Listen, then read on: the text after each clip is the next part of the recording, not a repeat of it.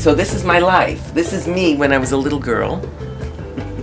And there's me when I'm with my parents and my sister. I grew up in New York City in Queens.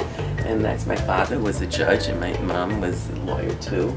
And that's my husband and I. But she is 8 years old now and he's 10. I grew up in New York City, but then I went to school in Boston, and I loved Boston. And then living in Washington, D.C. was very, very exciting when my husband was in dental school and I was teaching. So I lived in places that I really have loved. And when I came to Buffalo, it was hard. I'd never lived in, we lived in a suburb, for a year, but I said, I gotta be in the city. I'm a city girl. So this is our program director. This is Mark Romany. This over here is, you can get a good one of this one. Oh yes, this is Renee's office.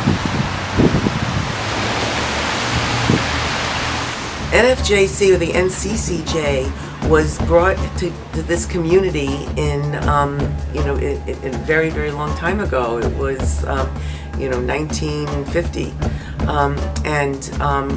it's grown, and it's always been of interest to this organization to represent everybody who's in the community.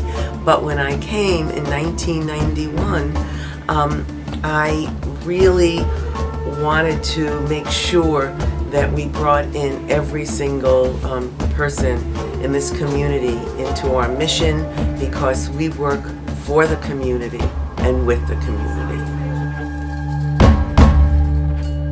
When we started it here, we were part of a national organization, the National Conference of Christians and Jews, which was started in 1927 in the United States of America. But because our country had become so beautifully diverse, with many, many different religions and cultures, the name had to be changed. That it didn't represent everybody. When we said just NCCJ, we became the National Conference for Just Communities along the way. And that means justice and inclusion for everybody. And that's what we stand for.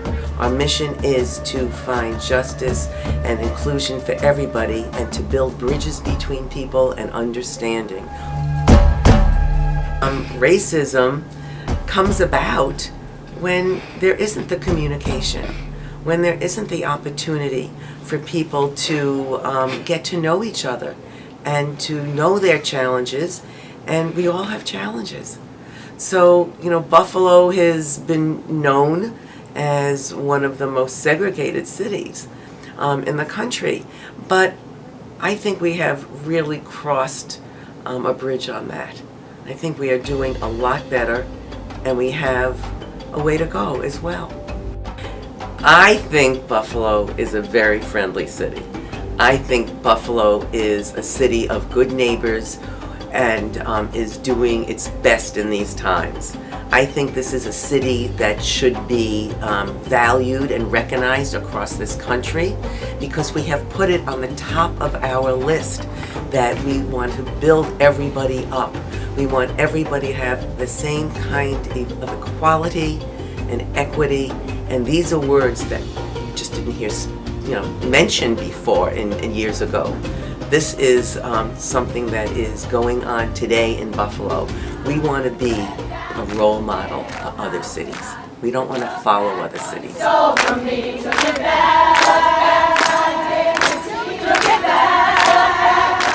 One of the main topics and issues is immigration. I mean, we are very, very concerned about immigration and our refugees and our immigrants. And that's why I say that we are the role model here in Buffalo, that no matter what is said in Washington, we will behave as we know we should behave.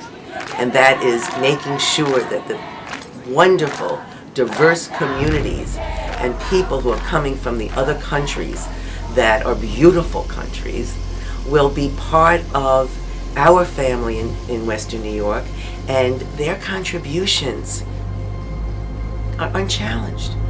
There are contributions that come with our new Buffalonians that we wouldn't have if they didn't choose to come here.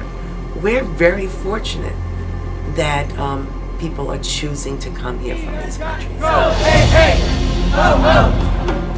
I'm just very proud of what we have been able to do, but we never expect the past to determine our future. We want to keep a pulse on what is happening in this community that we can be of help to.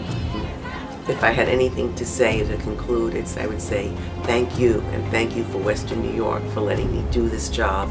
And I just hope to continue to wake up in the morning and be thankful that I'm in the Western New York community and have a wonderful, supportive family that has let me do this, a terrific husband and 2 daughters and son-in-laws and grandchildren who have not suffered from my involvement, but have, I think, grown themselves from being part of the NFJC family and part of our community.